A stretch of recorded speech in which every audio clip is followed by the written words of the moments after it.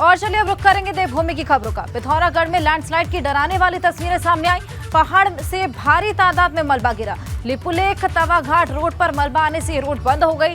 लगातार रोड को खोलने का काम जारी है। पहाड़ से देखिए तस्वीरें हम आपको दिखा रहे हैं किस तरीके से भारी तादाद में यहाँ पर मलबा गिरा। बारिश के चलते यहाँ पर आमतौर पर लैंडस्लाइड की तस्वीरें देखी जा रही हैं और ऐसे में देखिए एक्सक्लूसिव तस्वीरें हम आपको दिखा रहे हैं। पिथौरागढ़ की ये तस्वीरें जहाँ पर लिपुलेख तवा घाट रोड पर मलबा आ गया। ऊपरी चोटी गिरने से यहाँ पर ये मलबा नीचे आया, जिसके चलते ये रोड बंद हो गई।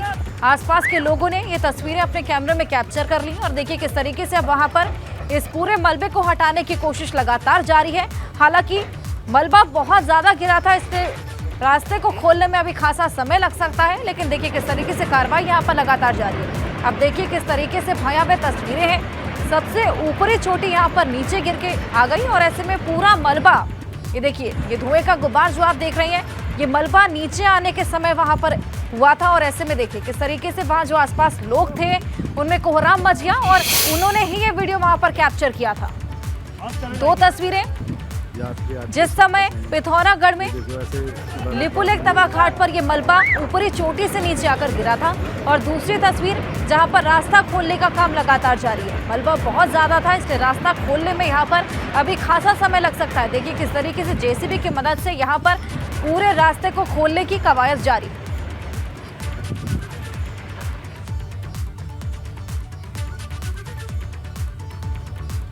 और चलिए अब आपको 4 अलग अलग तस्वीरें दिखाएंगे जिसमें ये पूरा हादसा बयां होगा।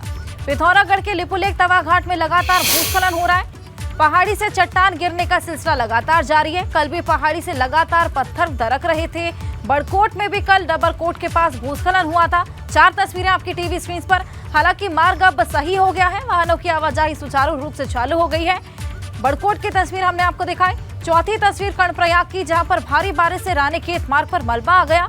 कड़ी मशक्कत के बाद रास्ते को खोला गया। देखिए 4 तस्वीरें, लिपुलेख तवा घाट की तस्वीर और देखिए उसी तरीके से यहाँ पर कर्णप्रयाग की तस्वीर और बड़कोट की भी तस्वीर। और चलिए आगे बढ़ेंगे। भारी बारिश के चलते कर्णप्रयाग रानीखेत हाईवे बाधित हो गया। उज्जवलपुर में बाधित हुआ रानीखेत नेशनल हाईवे और ऐसे में मलबा आने के चलते करीब 2 घंटे तक ये हाईवे बंद रहा। कुमाऊं की ओर से आने वाले तीर्थयात्री जाम में फंसे हुए थे। जाम में फंसे लोग खुद ही रास्ता खोलने में जुट गए थे। देखिए तस्वीरें भी हम आपको दिखा रहे हैं किस तरीके से वहां पे जो लोग मौजूद थे वो खुद ही रास्ते को खोलने में जुट गए। कड़ी मशक्कत के बाद रास्ता सुचारू हुआ। बद इंतजामी को लेकर लोगों में आक्रोश भी देखने को मिला।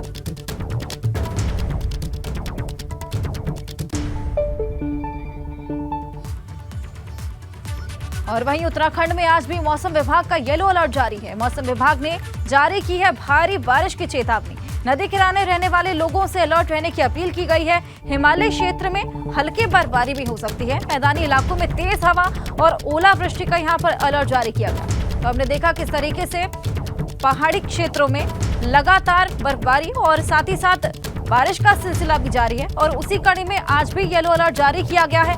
मौसम विभाग ने ये चेतावनी जारी की है कि भारी बारिश भी हो सकती है। नदी किनारे रहने वाले लोगों को खास तौर पर यहाँ पर अलर्ट रहने की अपील की गई है।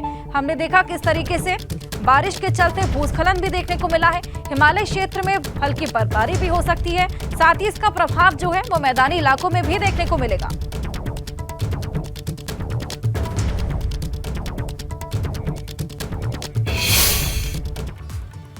केदारनाथ यात्रा के लिए 15 जून तक रजिस्ट्रेशन पर रोक लगा दी गई। खराब मौसम के चलते नए ऑनलाइन रजिस्ट्रेशन पर रोक रहने वाली है।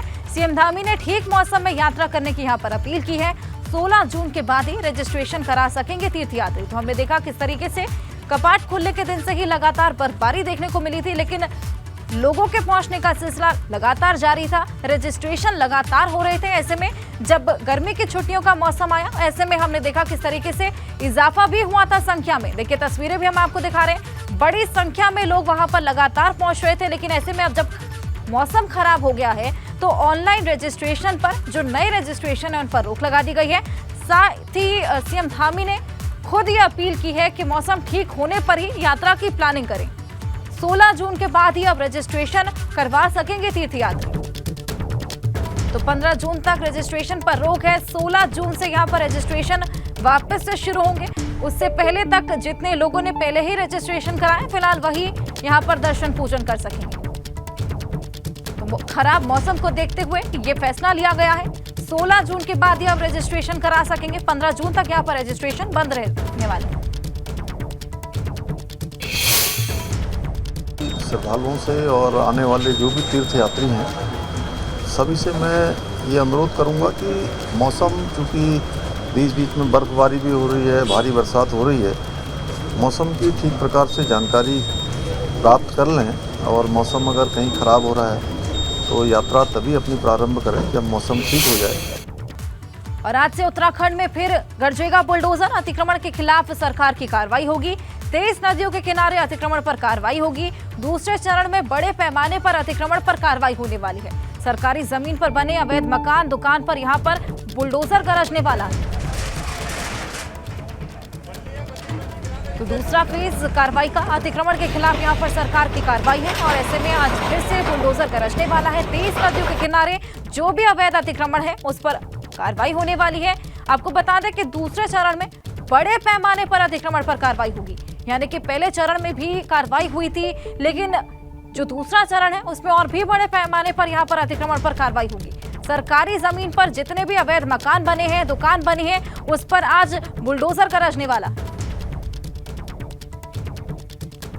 हमारे सहयोगी विनोद देहरादून से हमारे साथ जुड़े, उनसे और जानकारी लेंगे। 23 जगहों पर अवैध अतिक्रमण पर, जो नदियां हैं उन पर अवैध अतिक्रमण पर आज बुलडोजर की कार्रवाई होने वाली है। क्या कुछ और जानकारी इस पर?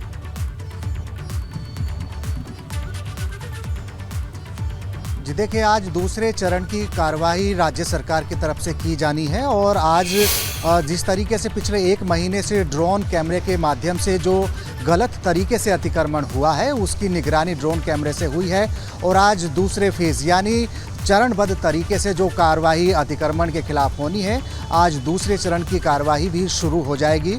और उत्तराखंड की 23 नदियां हैं जिनको चिन्हित राज्य सरकार ने किया है और खास तौर पर जिन नदियों में बड़े पैमाने पर खनन होता है उस नदियों के किनारे आसपास रहने वाले लोगों के जो आवास हैं, छोटे छोटे घर हैं या फिर बाहरी राज्यों से आने वाले लोग जिनकी संख्या करीब 4 से 5 लाख है, उनको हटाने का कार्य आज राज्य सरकार शुरू करेगा। तमाम जितने भी प्रदेश के डीएफओ हैं उनको ये जिम्मेदारी दी गई है और ख़ास तौर से आज दूसरे चरण की अतिक्रमण के खिलाफ कार्रवाई शुरू हो जाएगी।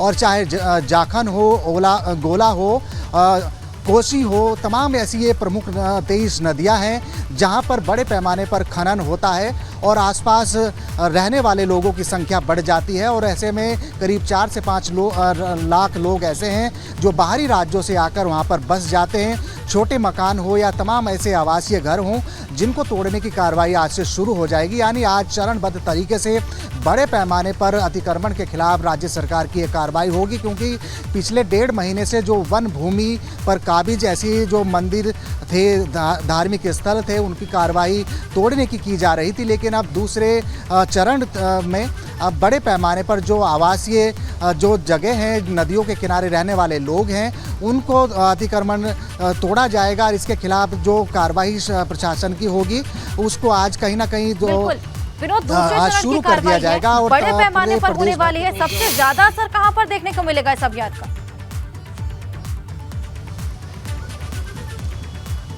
बिल्कुल, देखिए कुछ ऐसी नदियां हैं जहां पर बड़े पैमाने पर, गढ़वाल की कुछ ऐसी नदियां हैं जहां बड़े पैमाने पर खनन होता है और जो जानकारी मिल रही है कि बाहरी राज्यों से आकर लोग खनन का काम करते हैं और आसपास नदियों के किनारे छोटे छोटे घर बना लेते हैं जिनकी संख्या 4 से 5 लाख है। गढ़वाल हो, कुमाऊं हो, तमाम ऐसी जो नदियां हैं, गंगा की सहायक जो नदियां हैं, उन पर भी आज अतिक्रमण की कार्रवाई होगी। पूरे प्रदेश के जितने भी तमाम डीएफओ हैं उनको ये जिम्मेदारी दी गई है और पिछले 1.5 महीने से ड्रोन कैमरे के जरिए इन तमाम 23 नदियों के आसपास जो आवासीय छोटे छोटे घर हैं, तमाम जो अतिक्रमण जिन लोगों के माध्यम से किया गया है उनको चिन्हित किया गया है और आज से दूसरे चरण की जो कार्रवाई है वो शुरू हो गई है। और पूरी तरीके से जिस तरह से राज्य सरकार की तरफ से दावा किया गया है कि जो भी अतिक्रमण है वो पहले ही अगर व्यक्ति हटा ले तो वो ही बेहतर होगा, लेकिन सब पर कार्रवाई करने की बात प्रशासन के माध्यम से की गई है। लेकिन आज जो 23 प्रमुख नदियां हैं उत्तराखंड की, चाहे गढ़वाल हो, चाहे कुमाऊं की नदियां हो, चाहे गंगा की तमाम जो सहायक नदियां हैं, उन पर भी अतिक्रमण की कार्रवाई प्रारंभ हो जाएगी। और जो नोडल ऑफिसर है, यानी जो अतिक्रमण हटाओ अभियान के नोडल अफसर हैं, पराग मधुकर धकाते। साफ तौर पर उनका कहना है कि अतिक्रमण की कार्रवाई चरणबद्ध तरीके से चलती रहेगी, चाहे वो सरकारी भूमि हो, वन भूमि हो, तमाम अन्य प्रकार की चाहे। और जिस तरह से अभी वन भूमि पर जो काबिज जो तमाम अतिक्रमण था, नदियों के किनारे अतिक्रमण पर आज बड़े पैमाने पर यहाँ पर दूसरे चरण में कार्रवाई होने वाली है। बहुत शुक्रिया तमाम जानकारी के। और हर की पैड़ी पर विरोध प्रदर्शन को लेकर साधु संतों में नाराजगी देखने को मिल रही है। हर की पैड़ी पर सिर्फ धार्मिक कार्यक्रम हो, संत बोलते हुए नजर आए। इस तरह के कार्यक्रमों की इजाजत नहीं देनी चाहिए। मंगलवार को दिल्ली से हरिद्वार अपने मेडल बहाने के लिए यहाँ पर खिलाड़ी आए थे। तीर्थ पुरोहितों और गंगा सभा ने इस पूरे मामले को लेकर यहाँ पर नाराजगी जताई है।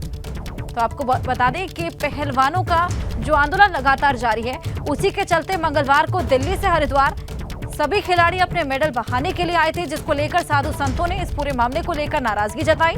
हर की पैड़ी पर सिर्फ धार्मिक कार्यक्रम हो, इस तरह के कार्यक्रमों की इजाजत नहीं देनी चाहिए कि वहाँ पे नहीं जाना चाहिए, क्योंकि हर की पौड़ी एक ऐसा स्थान है, वहाँ पे राजनीतिक जो ये भी चीज है, जो मेडल फेंक रहे हैं, वो नहीं करना चाहिए। वो जो पूजा का स्थल है, तो पूजा का स्थल ही रहने दीजिए। वो इसीलिए क्योंकि मेडल एक आपने मेहनत करके मेडल जीता है, तो आप उसको क्यों फेंक रहे हो?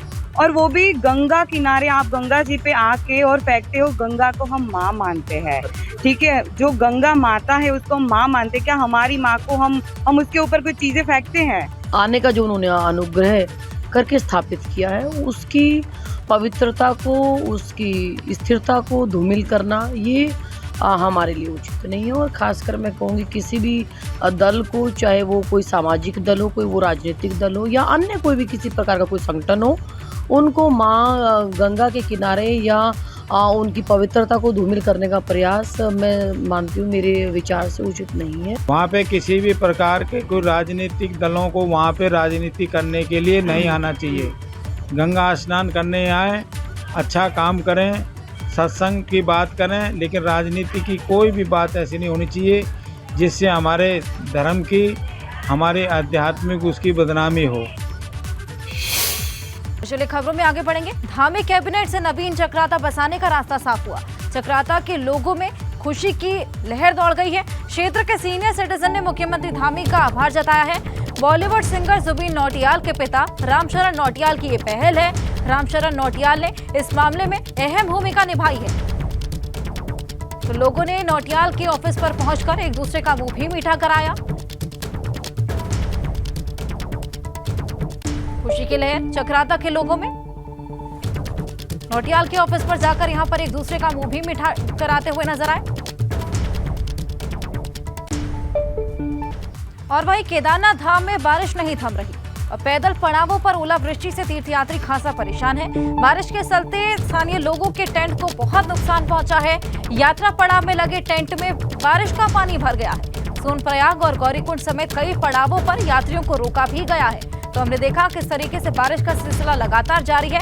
येलो अलर्ट आज भी जारी है। ऐसे में पैदल पड़ावों पर ओलावृष्टि भी हुई, जिससे तीर्थ यात्रियों को बेहद परेशानियां हुई। बारिश के चलते आपको बता दें कि जो स्थानीय लोग थे, उनके टेंट को भी नुकसान पहुंचा है, क्योंकि यात्रा पड़ाव में जो भी टेंट लगे हुए थे, उसमें बारिश का पानी भर गया। ऐसे में सोनप्रयाग और गौरीकुंड समेत कई पड़ावों पर फिलहाल यात्रियों को रोक दिया गया है। और ऐसे में मौसम जब ठीक हो जाता है, उसके बाद ही यात्रियों को वहां से रवाना किया जाएगा। तो केदारनाथ धाम में लगातार बारिश हो रही है और ऐसे में जो श्रद्धालु वहां पर पहुंचे हुए हैं, उन्हें परेशानियों का सामना करना पड़ रहा है। लगातार वहां पर जो बारिश हो रही है, साथ ही ओलावृष्टि भी देखने को मिल रही है और टेंट में वहां पर पानी भर रहा है।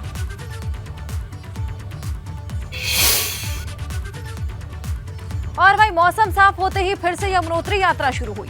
कल डबरकोट और किसाला में लैंडस्लाइड हुआ था। भूस्खलन को देखते हुए ये यात्रा को रोका गया था। यात्रियों की सुरक्षा के लिहाज से ये यात्रा रोकी गई थी। डेंजर जोन में फिलहाल पुलिस के जवान तैनात हैं। वाहनों की आवाजाही भी अब शुरू हो गई है।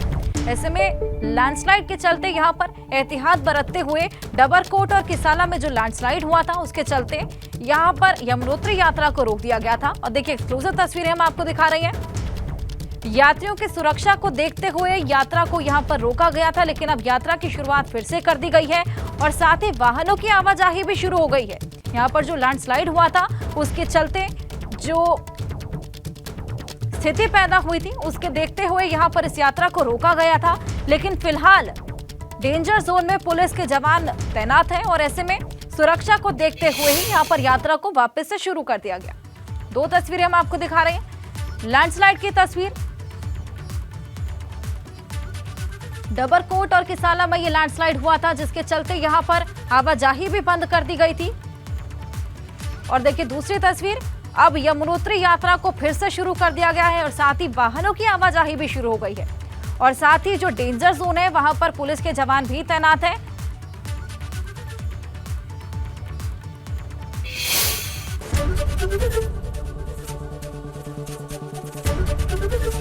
एबीपी गंगा, खबर आपकी, जुबान आपकी।